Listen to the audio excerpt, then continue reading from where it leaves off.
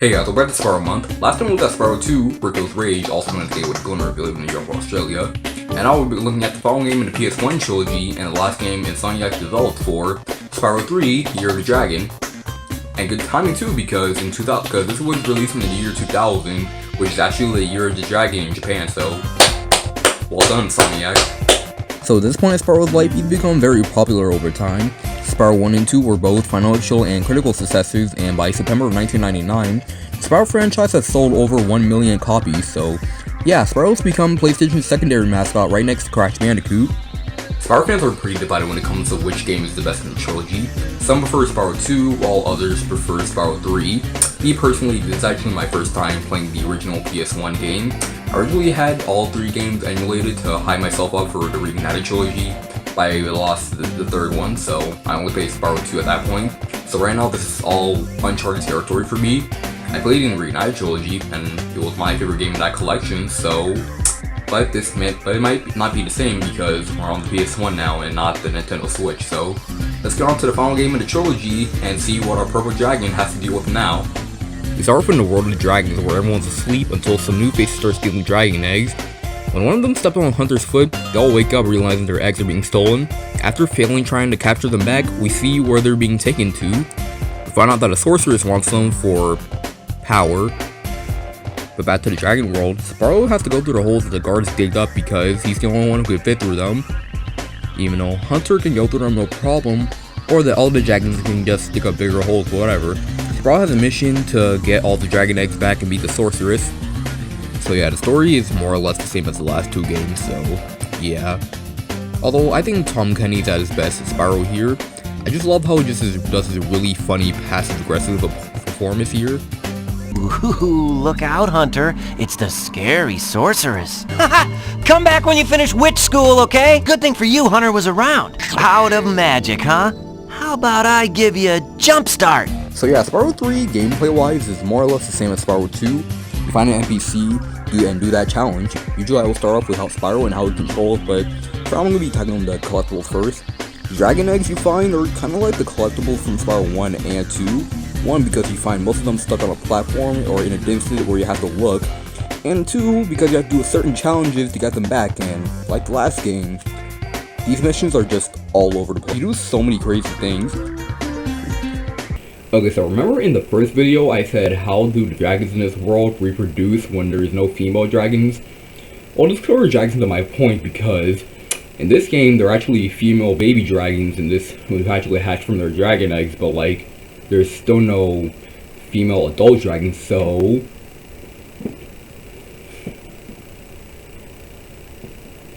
you do things like help a little girl perform while a bunch of hockey players try to destroy her. I mean, I don't really know what to say about this because the hockey players just look like they want to kill her, but she's just kind of skating while they're supposed to play a hockey game, so yeah.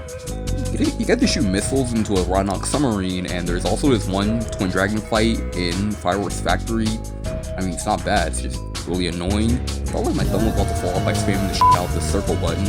And you even get to ride a skateboard, a lot of people's favorite part of the game. You can do score challenges, flame lizards, do races and other stuff.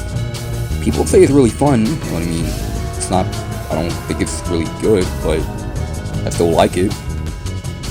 I mean, Tony Hawk's Pro Skater was pretty popular in the late 90s to mid 2000s, so I guess Insomniac wanted to capitalize on that opportunity. But then there's also the bad missions. Remember the alchemist shit from the last game? Well, imagine doing that while having NPCs that move faster than Sheila and can easily run into things without looking. It's so annoying to hear this line over and over repeal the mission so many times. Ow! I went boom again. And this one mission where you have to kill all the Rhinox who keep on hitting people who are trying to get into their houses. I mean, maybe they just won't look up. Whatever. I mean, I thought that was pretty funny. In the level Desert Ruins, you find a character named Tara Croft, which is a not so subtle reference to Laura Croft. Them are the only collectibles that return. They function the same way like they did in the last game, paying money bags so we can go into areas and unlock new characters, so yeah, nothing has changed in that aspect. But going back to the first game, gems now come out of the enemies instead of this soul stuff, so yeah. Anyway, you go into the first level, Sunny Villa, and There's a huge difference here. There are no longer cutscenes once you enter in and out of the levels. Sure, you can argue that they didn't really mean anything story-wise, but it was a pretty funny detail to add to the game. I mean, here you just go into the level and like nothing really happened. I mean, it makes the load times more seamless, but I don't know, it feels like Insomniac just took out the charm on purpose. They just tell you what happened and you just do the thing. You know, with show don't tell rule, well, this game kind of does the opposite. Kind of like another game that I know. Not naming any names or anything. I mean, there are cutscenes during the hub world, but it's more like plot development and how the source is feeling about Spyro's progression, and a little more character development from Bianca.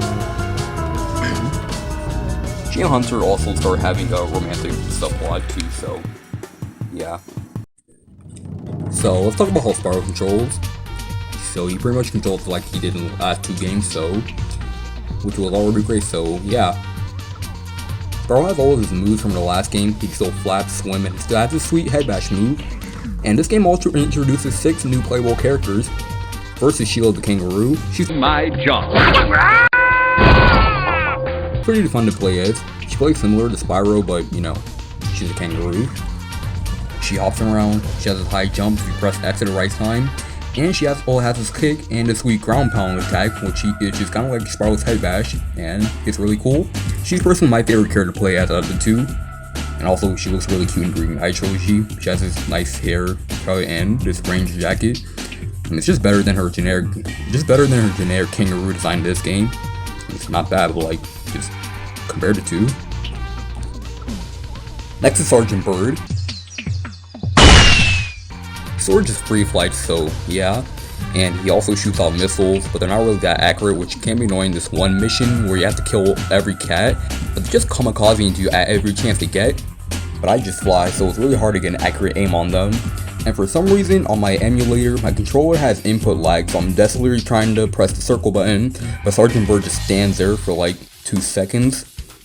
Like, I don't know if it's just I don't know if I'm just terrible at video games or something, but I got screwed here more times than boxing with Bentley. But besides that, he's pretty fun to play as. Also, he just kind of waddles when he's on the ground. I think that's a really fun detail. Alright, him. Then there's Bentley the Yeti. One more, perhaps? At least. Alright, him. Then there's Bentley the Yeti. He's the slowest of the group, so yeah, I get it. He's the biggest, so it will make sense that he's slower and has shorter jumps. He also has his club, which he beats the shit out of moneybags with, and he can smash things with it and reflect projectiles. He can also smash metal crates, so yeah. Also, his voice sounds really different for what he looks like. I mean, just look at his face and tell me you would expect that kind of voice. Ah, the first rejuvenating breath of freedom. With the humility of a wounded sparrow, I genuflect to my noble deliverer. It was no big deal, dude. And then there's Agent 9. Thanks, Spyro! Ooh, say, you ever see a bear dance? No. Well, it's your lucky day. Check this out.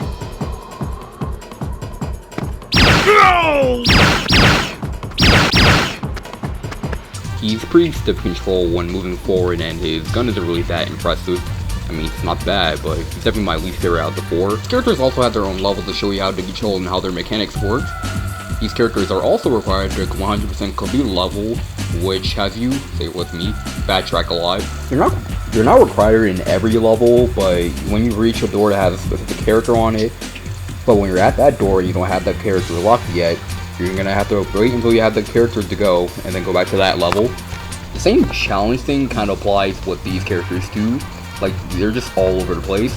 She'll have to bomb the Rhinox lair when somehow one seal didn't die when he was inside the lair when it exploded. Sergeant Bird has to blast all these cats, which, like I said before, kind of sucks. Agent 9 just does this on-rail shooter thing, and then there's this boxing minigame with Bentley, which is pretty ass. But I don't know if this is because I played a lot of Wii boxing, but I don't know. This video game isn't really as bad as people make it out to be. I mean, it's still pretty bad, but like, you know, not terrible. Hunter is actually playable too. Hidden in the Speedway levels, Hunter has a challenge to do where you actually play as them instead of being assisted by him. and for some reason all of his missions always have to do something with alien invasion by sheeps. I mean, I like it, it's just really weird. Hunter is some of the best right here. Where do these flying sheep saucers keep coming from? But there's still one more playable character, and that is Sparks the Dragonfly. Yeah, your health meter is actually playable. Plays like a twin stick shooter. You can shoot off projectiles, use a shield, and yeah. It's kind of weird why Sparks can do this, because he could have gotten most of the dragon eggs himself. In fact, he could have been doing this since the first game. Which just kind of grabs keys to go through doors, so yeah. I mean, it's not terrible, but it's my least favorite part of the game. It kind of feels like Insomniac just put this in the last second, so yeah. But Sparks also give you one award once you finish all the Sparks worlds. You get one more hit point and you can pull on gems now, which you can do naturally in Spyro 2. So, since we were on the subject of the speedway levels, let's talk about them. Those make a return to, and they function the same way. They're the usual challenge of getting all the objects as fast as you can, and there's more added things to them like races and the aforementioned Hunter missions. And here I would usually say how terrible I am at these, but I don't know if I got better at experience, but I'm actually pretty good at them here. I mean, they're pretty fun, and the hitbox all flaming stuff doesn't really feel as tight as the last two games. And the racing missions are actually pretty fun too. If you win first place and you can shoot down the other opponents with missiles and go through speed rings, or just flame them. Honestly, the speedway levels in this game are personally my favorite parts in the game, and my favorite speedway levels in the trilogy. Completely surprised myself there.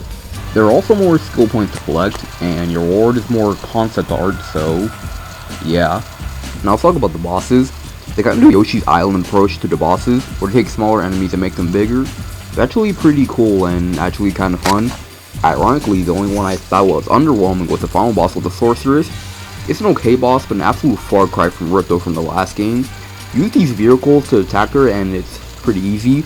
And once you defeat her, you have all the gems and all the dragon eggs. You unlock the super bonus round. It sort of plays like Nasty's loot from the first game, where you do nothing but collect gems. I mean, the mini games are still there, but yeah, after you do all that, you fight the Sorceress again, which for some reason she didn't die, or at least have burn marks because she burned in lava. So when we fight her with the spaceship, and yeah, it's still pretty easy. Anyway, you get the final egg and you get this final cutscene.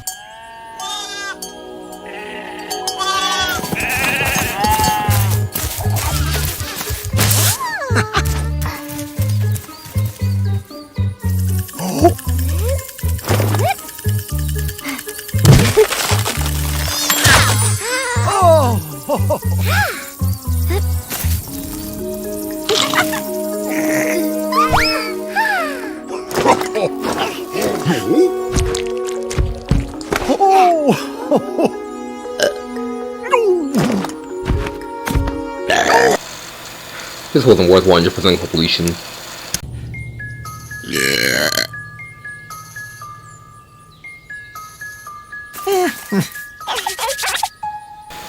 Okay, it kinda was.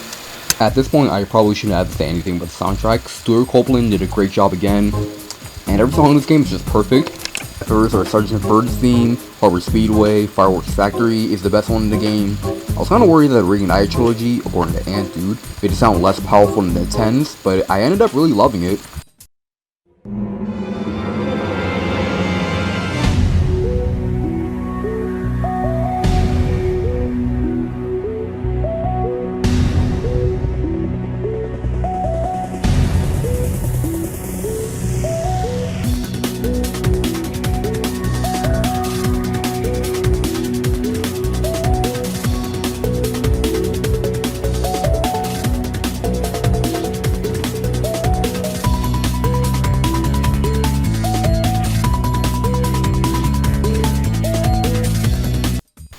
And since we're talking about the soundtrack, let's talk about the greatest hits version of the game.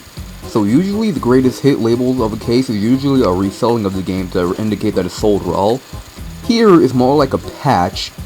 And see, when this game first came out, the soundtrack wasn't finished on release, so some levels would just replay songs from another level. Like the Speedway levels will always use a song from Harbor Speedway. But in the greatest hits label of the game, the version that I emulated, each speedway has its own separate track, so yeah. There's also this one cutscene that just doesn't play in the black label case, so there's that. Being at the end of the PS1's life, I think the graphics are at its best here. I mean, it's mostly just like Spyro 2, having the worlds filled with NPCs and being more alive. But I think the worlds and the hub worlds are just so much prettier before. And I also love how there's more attention to detail here. Like how Sheila hops around with her music, Agent 9 has a zoom in function with his gun, Sparks is your cursor in the options menu, and the detail on the springs is Sunrise Spring, and how Spyro emotes more in the cutscenes. So yeah, I think the graphics are pretty good for a PS1 game. So yeah, most people prefer Spyro 2 because they don't really like Spyro 3's heavy reliance on vehicle sections and mini games. I mean, I can see where they're coming from. I have the same problem with Jak 3 with that game not knowing what its focus is. I mean, I'm not gonna say that they're idiots for it. I mean, I'd be a hypocrite for saying that, but like, for saying that it's just variety for the sake of variety, I think would be a little bit over exaggerating.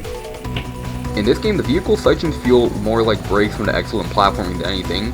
Unlike Jak 3, most of them are pretty fun and they don't really feel shoehorned in. But yeah, overall, Spyro 3 is a really fun game. I think it might be my favorite in the trilogy actually. There are more playable characters, there's nice challenges, colorful world, the speedway levels are the best in my opinion, and even though the ending is the weakest of the trilogy, I think Spyro 3 still earns all the praise that it gets. And that's the whole Spyro trilogy. Now the moment of truth is that have these games still age well, and I think the answer is pretty obvious. Oh yeah. Similar to what I think about the Jak and Daxter trilogy, all three games have something for everyone. Spyro 1 is just pure platforming and finding collectibles, which I think a casual gamer can enjoy. Spyro 2 are for people who love challenges and just like a livelier world. And Spyro 3 have a lot more mission types, so nothing gets repetitive. Whether that's a good or bad thing, I'll leave that up to you. The Reignited trilogy is almost flawless, so the PS4 / Xbox One / Nintendo Switch / PC are the definitive consoles to play these classics on. Download the original trilogy off the PSN store, or play off your PS2. Or if you're feeling really nostalgic, you can just get a PS1 and just play the original trilogy off them. Anyway, when did Spyro Dragon go after this? Well, kind of like Crash Bandicoot, Insomniac actually made the first 3 games, but Universal owned the rights, so after that, Spyro 4 Enter the Dragonfly came out, which had less than stellar reviews, to say the least.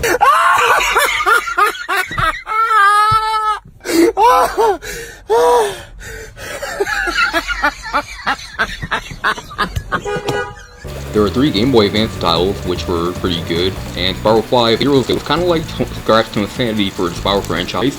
And whatever the hell they were going for Legend of Spyro, I won't say anything because I haven't played any game post PS1. There's also a lot of canceled games too. There's one game called Spyro Ever After, which is supposed to be an educational game, where Spyro meets the little pigs. Shit. There's also an Agent 9 spin-off plan. It was supposed to be a James Bond parody game, doing spy missions, and honestly, I'd actually play that game. It was nice that Spyro finally made a return into modern day gaming, and I wouldn't mind if Toys for Bob actually made some of the canceled games a reality. Except for the educational game, but yeah. But it's time to wrap up Spyro Month. Sorry it was only 3 videos, but like, have you seen the video length? Have you seen the length of this video? Like, I know it probably sounds like a broken record for the people who are on my Discord server, but like, this video has taken me really long to edit, so yeah. So next time I'm gonna get some sleep because after working on 3 reviews this month, done in 1 month, while juggling school and the Twitch channel, I'm a little bit burnt out. So I might take like 2 or maybe 3 weeks off. So yeah, so maybe by the 3rd week of October, get ready for some new videos. But in the meantime, to keep the fans occupied, so here's what I'm gonna do. So the next 3 reviews are going to be on PlayStation games again, but while that's happening, you guys get to choose which Sonic game I get to review next. The choices are Sonic Colors, Sonic Forces, and the Classic series. So yeah, you guys have until November 30th to get your votes in. So yeah, I'm gonna put a poll in the description, or I'll just leave a pinned comment for those who don't look at the description. So yeah. And I can put a poll in my Discord server, so yeah. And yeah, anyway, thank you guys for watching, and I'll see you guys.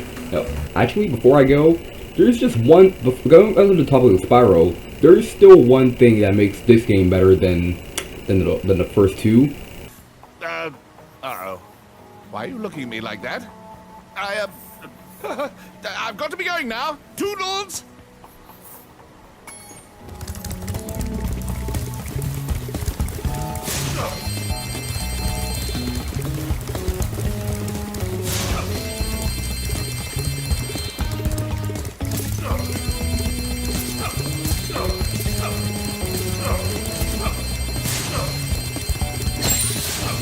You can beat up moneybags for stealing all your gems, so take that as you will.